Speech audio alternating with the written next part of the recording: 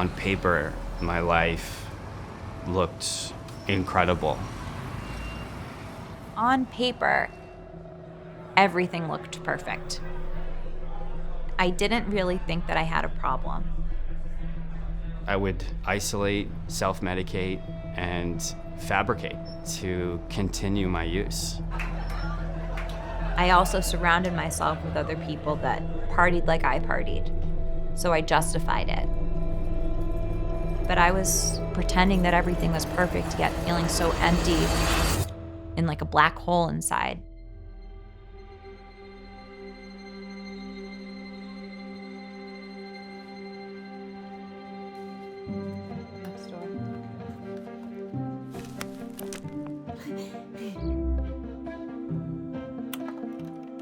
I was a goody two-shoes growing up. I got straight A's, and I wanted approval. Now this is you giving me The look. Yeah. Ready? See this one? Yeah. She was always my baby. She was my best friend and vice versa. I was diagnosed at a pretty early age, ADD, ADHD, and dyslexia. And every home video of me is, Tasmania Devil. Just drinking up light, enjoying everything without a care in the world. At some point, our lives started diverging and put us in a different world. When I was in high school, a drunk driver came directly into our lane and hit us head on. I had broken my femur in that car accident. And so I was prescribed Percocet. When I had those opiates in my system, it gave me a sense of calm. I was numbing out and having a warped version of reality. I had a lot of insecurities because of my struggle in school.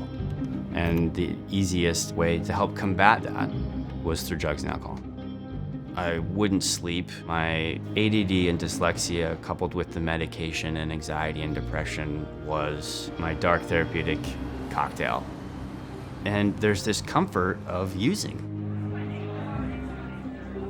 Eventually, it was cocaine, it was alcohol, it was marijuana, it was benzos that I could steal from my roommates, it was fentanyl, it was whatever I could grasp onto, and it wasn't fulfilling me. The stimulants turned me into truly a shell of a version of myself. And the reason I thought it was completely normal was because I wasn't telling anybody. It's really hard to love someone who's going through this because in so many ways, you know it's not them, but the way it comes out is through them. I knew I was going to be there at the end for him, but do I know that I was going to be there at the end as his wife? And I didn't know that. Part of me, for a little while, I said, the only outcome I can see of this, if she doesn't pull out of it, is she's going to die.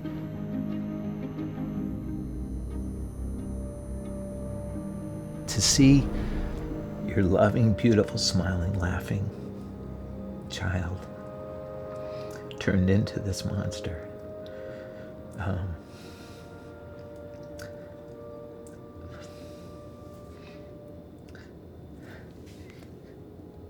I don't know quite how to describe it, but it's overwhelming.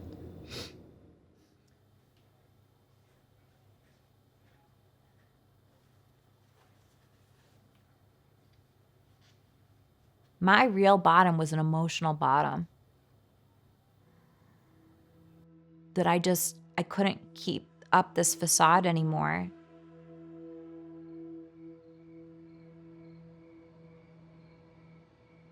I needed to fully submerge myself into an environment with the right people that have been down this road before and know how to go down it.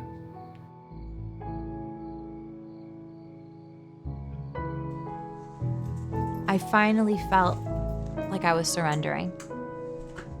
I didn't really know what to expect, so I just listened. We had made the decision that I needed help, and my wife gave me a letter. There was this line that a broken crayon can still create a beautiful picture. And you can still write, although you may be flawed or broken. And those words gave me something to fight for. I thought as long as I got rid of the substances, I would be good. But I really needed to learn how to heal inside. Going to treatment offered an opportunity for me to find a pathway of recovery that resonates with myself. I went to go get him, and it was him. It was Pete. It was the Pete that I fell in love with. I'm so proud of the work that Pete's done. He's incredible.